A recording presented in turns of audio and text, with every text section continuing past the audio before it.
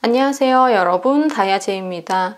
제가 지금 치아 교정을 한 지가 1년이 넘어서 딱 1년 1개월 차에 도달을 했습니다.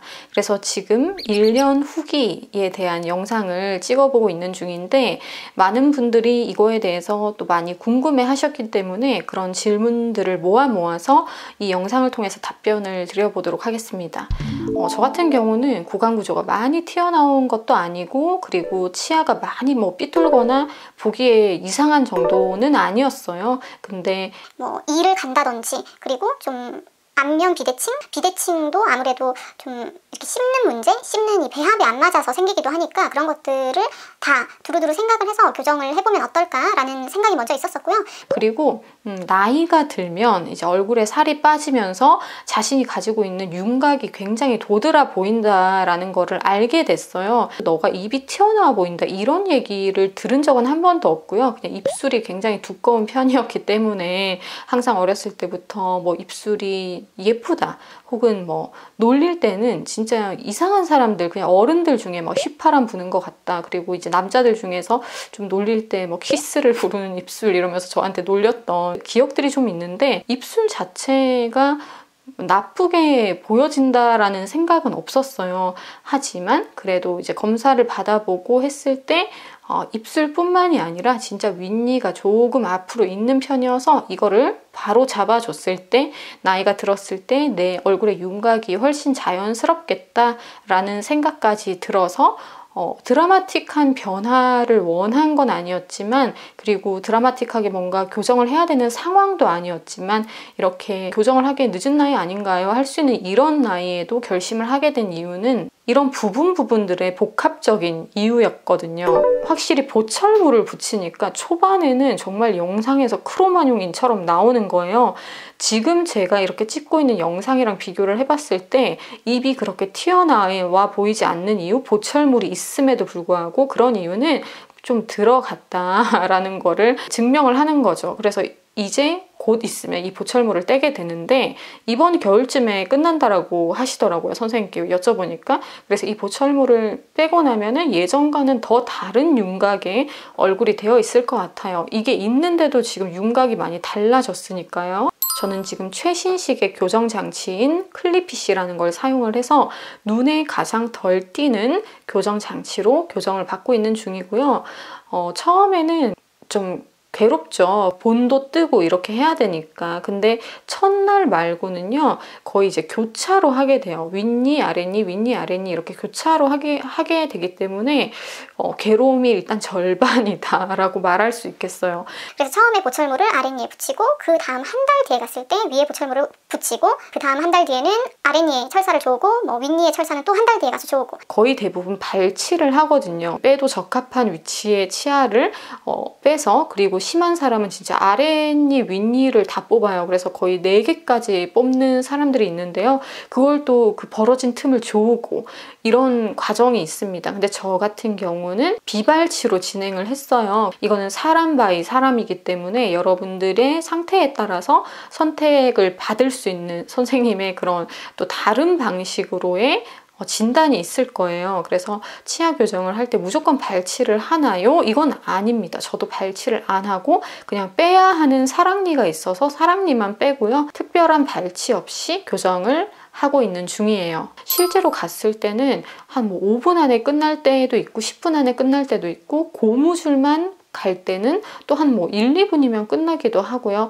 다만 이제 스케일링을 먼저 싹 해주시거든요. 교정 장치만 어떻게 하는 게 아니라 먼저는 깨끗하게 스케일링을 하는데, 이 스케일링 시간이 3분에서 5분 정도 걸리고, 그 외에 한 3분에서 10분 정도.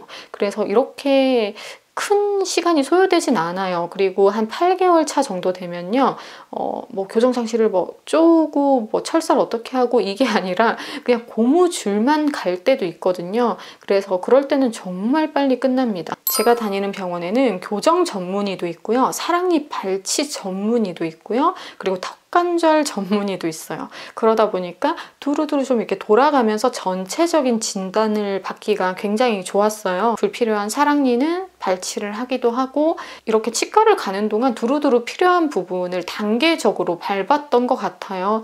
그래서 아무튼 보톡스까지 턱관절 전문의께서 저를 봐주셔서 맞았는데 치아가 계속 자리를 바꿔 가잖아요. 교정을 받는 동안. 그래서 그게 너무 불편했나 봐요. 그래서 잘 때 평상시보다 더 많이 이를 갈아서 너무 괴롭고 힘들었거든요. 오히려 치아 교정도 치아 교정이지만 치아 교정 때문에 더 불편한 그 느낌 때문에 막 내가 힘을 주면서 있는 그런 잠잘 때의 상태.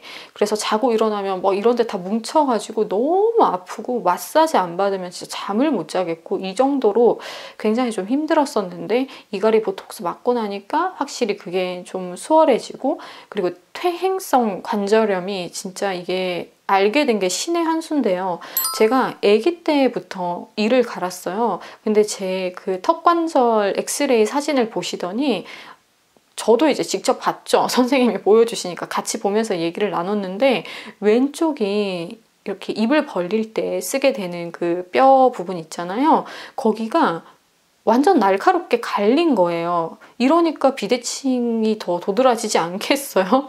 한쪽 뼈가 거의 뭐 다 갈려져 있고요. 그러면서 이게 퇴행성 관절염이라고 부르는 건데 다행히 이게 일찍 진행되고 그 상태로 멈췄대요. 그러면서 또 오른쪽 보니까 오른쪽은 또 동글해요. 근데 왼쪽은 동그랗지 않고 깎여가지고 완전 날카롭게 뼈가 되어 있거든요. 그래서 이런 것들을 또 직접 확인할 수 있어서 다행이라고 느꼈고 선생님이 꼭 이거는 맞아보는 게 좋겠다. 그리고 그 선생님도 그 이갈이를 되게 심하게 하시는 분이 전문이세요. 그래서 그 고충을 너무 잘 알고 계시더라고요. 교정도 교정이지만 교정, 뭐 부정교합 이런 거 따져보실 때 자기 턱이 어떻게 되어 있는지 자기도 모르게 나이가 어리지만 퇴행성 관절염이 턱관절염이 그런 식으로 왔었는지 멈췄는지 진행 중인지 이런 것들까지 같이 한번 살펴보시면 어떨까. 한 2, 3개월이면 다 끝날 것 같은데요. 빨리 끝나길 바라고 있어요. 그리고 선생님이 항상 이가 잘 물리는지 체크해 보시거든요. 이 악 물어보세요 하면서 뭔가 아무튼 선생님만의 뭔가 하시는 게 있더라고요. 그랬을 때 안 쓰이는 치아들이 있어요. 근데 우리가 고루고루 치아를 다 써야 되잖아요. 뭐 저작근을 사용할 때 우리가 음식을 먹고 씹고 할 때 그런 것들이 좀 균등하지 못하게 사용되는 부분들을 교정해 주시면서 안 쓰이는 치아들을 활동할 수 있게끔 교합도 많이 신경을 써주세요. 그래서 뭐 가지런하게 하는 것만이 목표가 아니고요. 쓰여야 하는데 쓰여지고 있지 않은 치아를 쓰이도록 만드는 데도 의의가 있다는 거. 인스타나 이메일로 많이 메시지를 주고 계신데요. 다 답변을 드린다고 드렸지만 아직까지 답변을 못 받으신 분들은 이 영상이 곧 답이 되기를 바랍니다. 그러면 여러분 다음 영상에서 제발 그때는 아마 교정기를 떼고서 여러분들을 만날 수 있었으면 좋겠어요. 그러면 그때 마지막 후기를 남겨보도록 하겠습니다. 그러면 다음 영상에서 다시 만나요.